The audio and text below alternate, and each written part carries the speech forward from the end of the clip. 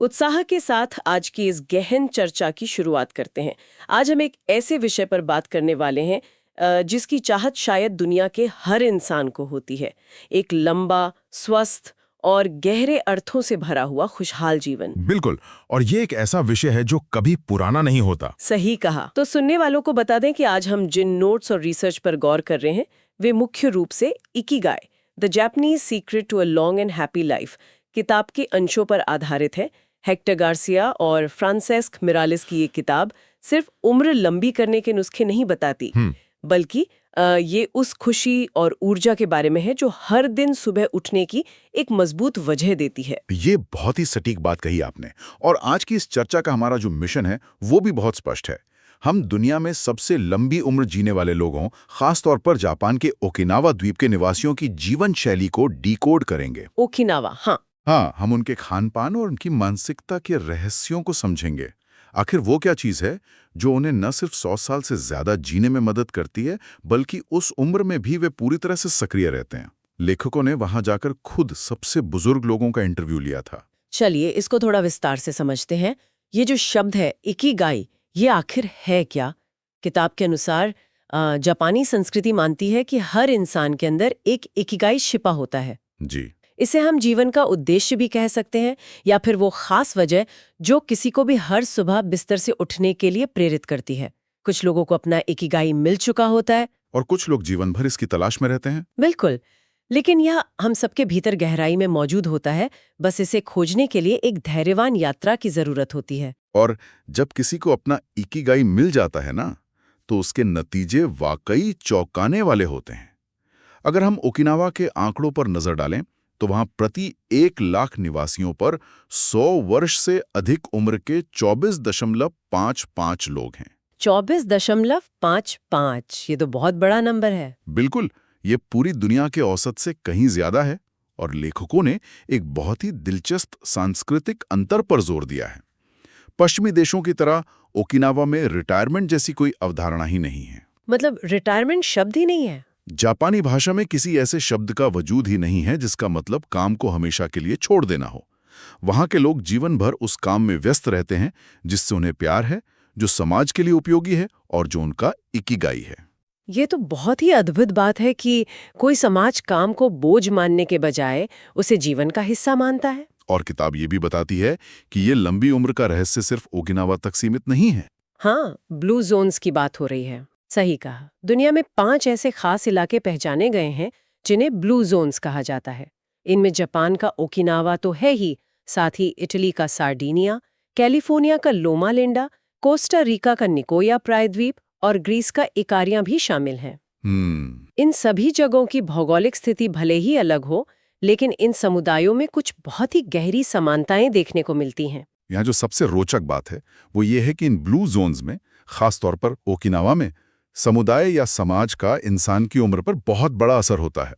Okinawa में मोआई नाम की एक सदियों पुरानी व्यवस्था है। मोआई, हाँ, मैंने इसके बारे में पढ़ा था। ये समान रुचियों वाले लोगों का एक समूह होता है जो जीवन के हर कदम पर एक दूसरे की मदद करता है। किताब में बताया गया है कि मोआई की शुरुआत असल में मुश्किल समय में हुई थी, जब किसान अच्छी फसल और आर्थिक मदद के लिए एक साथ आते थे। तो क्या ये सिर्फ दोस्तों का एक समूह है या इसमें कोई आर्थिक पहलू भी जुड़ा है? नोट्स में इसका काम करने का तरीका बहुत ही दिलचस्प लगा मुझे। ये सिर्फ एक साधारण फ्रेंड सर्कल नहीं है। इस समूह के सदस्य हर महीने एक तय रकम जमा करते हैं। इन पैसों से वे साथ मिलकर समय बिताते हैं, चाय पीते हैं, शतरंज खेलते हैं। एक तरह की कम्युनिटी सेविंग्स। बिल्कुल। लेकिन इसका सबसे अहम हिस्सा ये है कि अगर किसी सदस्य को कोई अचानक आर्थिक परेशानी आ जाए, कोई बीमारी हो जाए, तो समूह की उस साझा बचत से उसकी मदद की जाती है। क्या बात है! ये सुरक्षा की भावना है कि चाहे कुछ भी हो जाए, मेरे साथ खड़े होने के लिए लोग मौजूद हैं। ये इंसान के तनाव को बहुत कम कर देती है।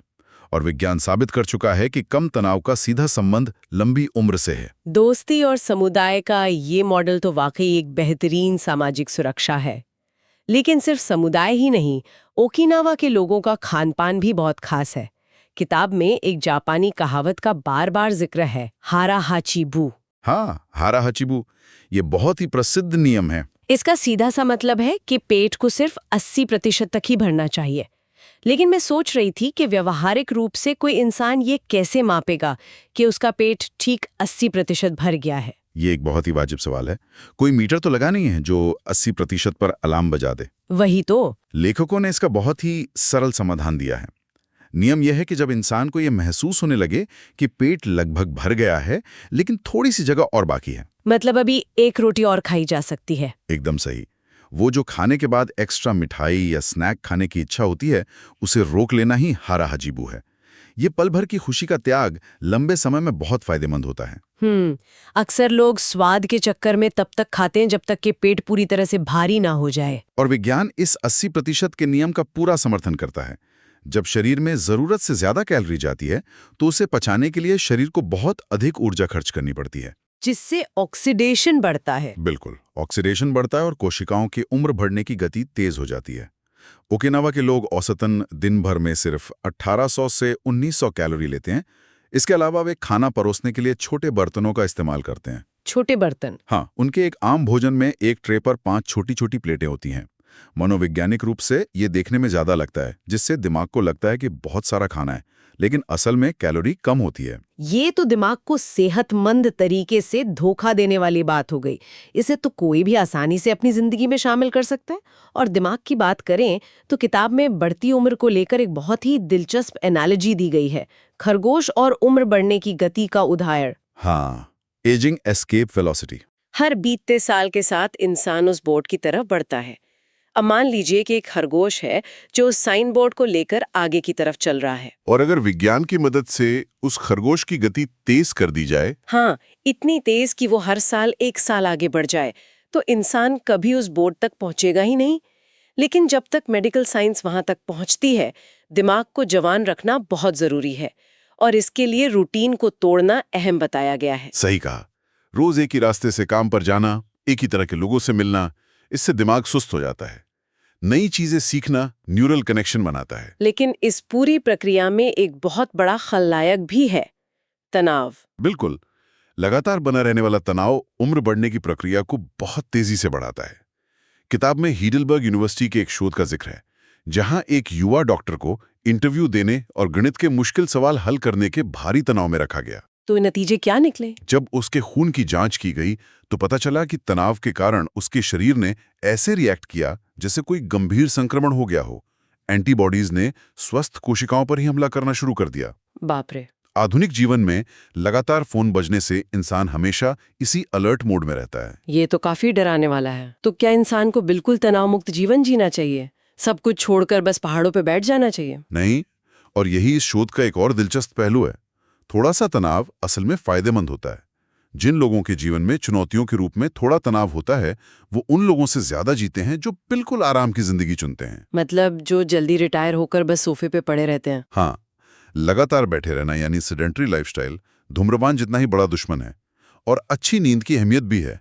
नींद के दौरान शरीर में मेलेटोनिन हार्मोन बनता है, जो प्राकृतिक एंटीऑक्सीडेंट है। यानी बात फिर से संतुलन पर आ जाती है। सही मात्रा में चुनौतियां और सही मात्रा में आराम। चुनौतियों की बात करें तो जीवन में उद्देश्य खोजना बड़ी चुनौती है। यहीं पर किताब में विक्टर फ्रैंकल की लोगोथेरेपी का हिस्सा आता है। लोगोथेरेपी, हाँ, ये बहुत ही गहरा विषय है। लोगोथेरेपी एक ऐसा मनोवैज्ञानिक दृष्टिकोण है जो इंसान को जीवन का उद्देश्य खोजने में मदद करता है। फ्रैंकल ने खुद द्वितीय विश्व युद्ध के दौरान नाजी कंसंट्रेशन कैंप की भयानक यातनाएं झेली थीं। और उनके उन अनुभवों ने ही इसे जन्म दिया। बिल्कुल। फ्रैंकल ने देखा कि जिन कैदियों के पास भविष्य में कुछ करने का लक्ष्य था, जैसे बाहर जाकर किताब पूरी करना या परिवार से मिलना, उनके जिंदा बचने की संभावना सबसे ज्यादा थी। लोगोथेरेपी मानती है कि अंदर का खालीपन कोई मानसिक बीमारी नहीं है, बल्कि संकेत है कि उद्देश्य खोजना है। एक माँ का उदाहरण है जिसने अपने बेटे को खो दिया था और जान देना चाहती थी, लेकिन उसे एहसास हुआ कि उसका दूसरा अपाहिज बेटा उसकी देखभाल से जी पा रहा है। उस उद्देश्य ने उसे नई ताकत दी। अगर हम इसको बड़े नजरिए से देखें तो ये बात पूरी तरह से इकिगाई के सिद्धांत से मेल खाती है। और दिलचस्प बात यह है कि जापान में भी इसी से मिलती जुलती एक थेरेपी है, मोरिता थेरेपी। लोगोथेरेपी से कैसे अलग है? लोगोथेरेपी अर्थ खोजने पर जोर देती है, वहीं शोमा मोरिता की थेरेपी भावनाओं को स्वीकार करने पर केंद्रित है। पश्चिमी देशों में सिखाते हैं कि डर को कंट्रोल करो, लेकिन मोरिता थेरेपी सिखाती है कि भावनाएं नियंत्रण में नहीं होती, हम सिर्फ अपने एक्शन को चुन सकते हैं। क्या इसके लिए कोई खास उदाहरण है किताब में? हाँ, मोरिता ने एक खूंटे से बंधे गधे का सटीक उदाहरण दिया था। अगर खूंटे से बंधा गधा भागने की कोशिश में गोल गोल घूमेगा तो वो रस्सी में और ज्यादा उलझ जाएगा और खुद को चोट पहुंचाएगा। बिल्कुल। इसी तरह जब कोई अपनी घबराहट से भागता है तो उसी में फंस जाता है। मोरिता थेरेपी कहती है कि भावनाओं को मौसम की तरह स्वीकार करें। बारिश हो रही है तो रोक नहीं सकते, छाता लेकर काम पे जा सकते हैं। है क्योंकि जब कोई ये जान लेता है कि उसे क्या काम करना है तो अगली चीज आती है उस काम में पूरी तरह से डूब जाना। मिहाई चिक्सेंटमिहाई का फ्लो सिद्धांत। हाँ, फ्लो की अवस्था। कल्पना कीजिए कि कोई पहाड़ पर स्कीइंग कर रहा है या कोई चित्रकार पेंटिंग बना रहा है। उसका पूरा ध्यान बस उसी पल पर होता है, समय का पता ही नहीं चलता। इसी जादुई अवस्था को फ्लो कहा गया है। यही अपने इकिगाई को जीने का सबसे बेहतरीन तरीका है। और फ्लो हासिल करने की कुछ सख्त शर्तें भी हैं। पहली शर्त है लक्ष्य स्पष्ट होना चाहिए, लेकिन काम शुरू करने के बाद सिर्फ प्रक्रिया पर ध्यान देना चाहिए। और दूसरी सबसे अहम बात, एक समय में सिर्फ एक ही काम करना, यानी मल्टीटास्किंग नहीं करनी है। बिल्कुल नहीं। मल्टीटास्किंग एक बहुत बड़ा भ्रम है। स्टैनफोर्ड यूनिवर्सिटी का शोध बताता है कि एक साथ कई काम करने से उत्पादकता 60% तक गिर जाती है। फ्लो में जाने के लिए सारे डिस्ट्रैक्शंस बंद करने होते हैं, फोन दूर रखना होता है। किताब में एक और दिलचस्प बात थी, स्टीव जॉब्स और जापानी कारीगरों का कनेक्शन। ये थोड़ा अजीब लगता है कि तकनीक के इतने बड़े नाम का पारंपरिक मिट्टी बनाने वालों से क्या संबंध। किताब में ताकुमी शब्द का जिक्र है। ताकुमी का मतलब है ऐसा कारीगर जो अपने काम में पूरी तरह से निपुण हो चुका है। स्टीव जॉब्स जापानी ताकुमी के बहुत बड़े प्रशंसक थे। हाँ, युकियो शाकुनागा की कहानी। बिल्कुल। जॉब्स ने खास तौर पर उनसे पोर्सलिन के कप बनवाए थे। शाकुनागा खुद पहाड़ों पर जाकर मिट्टी खोजते थे और जब चाक पर बर्तन बनाते थे तो पूरी तरह से फ्लो में होते थे। कुमानो शहर की उस महिला का भी वर्णन है जो मेकअप ब्रश बनाती थी। वो ब्रश के एक एक रेशे को इतनी सटीकता से छांटती थी कि हाथ जैसे संगीत की धुन पर नाच रहे हों।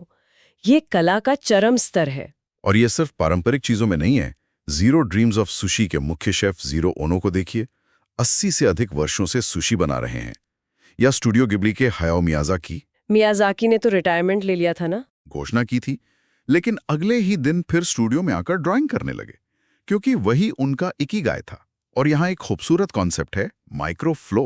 माइक्रो फ्लो, ये क्या होता है? काम उबाऊ भी हो तो भी उसमें फ्लो ढूंढा जा सकता है। टोक्यो के एक सुपरमार्केट में लिफ्ट ऑपरेटर थी जिसका काम सिर्फ बटन दबाना था। उसने ग्राहकों का स्वागत करने, झुकने की एक लय बना ली थी जिससे उसे मजा आने लगा। ये माइक्रो फ्लो है। ये सच में एक नया नजरिया है। चलिए अब ओकिनावा के लोगों की इकिगाई डाइट पर आते हैं। शोधकर्ताओं ने पाया कि वो लोग नियमित रूप से लगभग 206 तरह के अलग अलग खाद्य पदार्थ अपनी डाइट में शामिल करते हैं और एक दिन में औसतन 18 तरह की चीजें। 18 तरह की चीजें सुनकर अजीब लग सकता है, लेकिन ये छोटे छोटे बर्तनों वाली बात से ही संभव है। थोड़ी थोड़ी मात्रा में बहुत सारी चीजें। बिल्कुल। उनकी डाइट इंद्रधनुष की तरह होती है। सारे रंग शामिल होते हैं, ताजी सब्जियां, टोफू, और उनका पीना भी खास है। वे सानपिंचा बहुत पीते हैं, ग्रीन टी और चमेली के फूलों का मिश्रण जो कोलेस्ट्रॉल और तनाव कम करता है। इसके अलावा शुकुआसा नाम का एक खट्टा फल होता है, नींबू जैसा। हाँ, लेकिन इसमें संतरे के मुकाबले 40 गुना ज्यादा नोबिलिटिन होता है जो शक्तिशाली एंटीऑक्सीडेंट है। उनकी डाइट में 15 प्राकृतिक एंटीऑक्सीडेंट वाली चीजें हमेशा होती हैं, जैसे मीसो, कोम्बू और शकरकंद। डाइट के साथ साथ शरीर को फिट रखना भी जरूरी है, लेकिन किताब राहत देती है कि जिम जाकर भारी वजन उठाने की जरूरत नहीं है।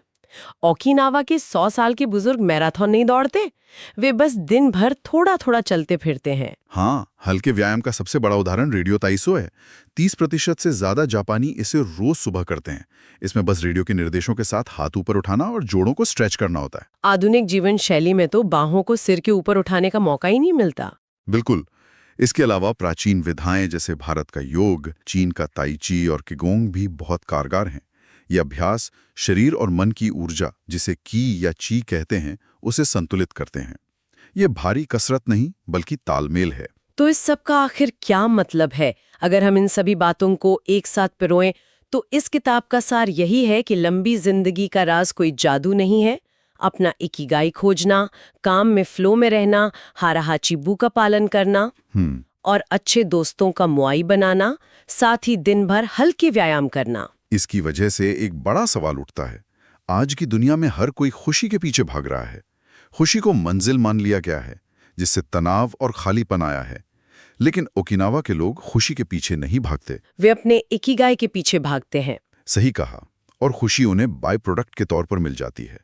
क्या समाज में फैली बेचैनी इकिगाई खो जाने का नतीजा है? और क्या यह संभव है कि जब इंसान तत्काल सुख छोड़कर किसी गहरे काम में डूब जाता है तो समय का पहिया धीमा हो जाता है? ये सोचने वाली बात है। शायद यही असली अमरता है, जो किसी लैब में नहीं, जीवन को गहराई से जीने में छिपी है। ये एक ऐसा विचार है जिस पे सबको सोचना चाहिए।